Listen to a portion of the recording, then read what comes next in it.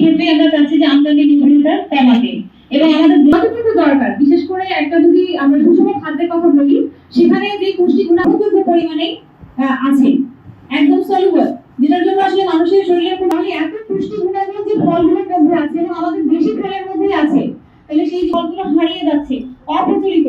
বিশেষ করে যে আমরা লটকন বসতবাড়ির পাশে স্বল্প পরিসরে হলেও কিন্তু প্রত্যেকে এখন গাছ লাগায়, কিন্তু সেই যে প্রযুক্তিগুলো কিভাবে করলে পারে আসলে সেটাতে মানে ভালোভাবে রোগ বালাই লাভবান হতে পারবে এবং একই সঙ্গে এই পুষ্টিকর গাছগুলো লাগানো হয় ক্ষেত্রে, তাহলে সেখানে আমাদের এই গাছগুলো যেমন এখানে আমাদের আসলে যদি সেখানে আমাদের দেশি এবং বিদেশি গাছের সংমিশ্রণ আছে, যেগুলো ভালোভাবে আসলে চাষাবাদ, লিচু, কাঁঠাল প্রসেস করে কিন্তু রপ্তানি করা হচ্ছে।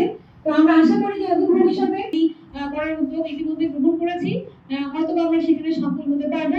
মানে যে রেজিস্টার বা পরিদর্শন নোট সেখানে যুক্ত হোক, আমরা ছড়িয়ে দিতে চাই, যার জন্যই আজকে আমাদের এই আয়োজন। সেই আয়োজনকে সফল এবং সার্থক সামাজিক গৃহ এবং আমার কৃষক কৃষানী ভাই বোনেরা যারা উপস্থিত হয়েছেন ছিল না, এবং আমাদের যে উপজেলা পরিষদ শিশু নিকেতন সেখানকার প্রধান শিক্ষক ওনাকে খুশি যে সেখানে তারা আসলে আমরা কি খাই,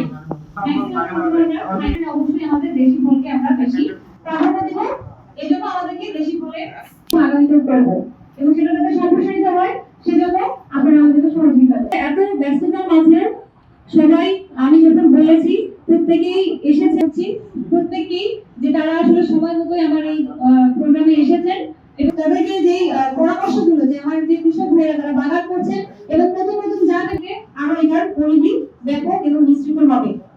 পরিশেষে প্রত্যেকে অংশগ্রহণ করেছেন, আবারও আমি প্রত্যেকেই ধন্যবাদ এবং কৃতজ্ঞতা জ্ঞাপন করছি। আজকের ধন্যবাদ স্যারকে শুভেচ্ছা বক্তব্য দেওয়ার জন্য। আসলে জুন মাসে থাকার কারণে দেশি জাতের ফল গাছ লাগাই অর্থ পুষ্টি দুইয়ে পাই। আমাদের মাঝে উপস্থিত আছেন দেশি ফল বেশি খায়, আসল ফলের গাছ লাগাই। আজকে জাতীয় ফরেস্ট মেলা উদ্বোধনে অনুষ্ঠানের প্রধান অতিথি সম্মানিত অতিথিবৃন্দ সকলের প্রতি আমার আন্তরিক সালাম। আসসালামু আলাইকুম।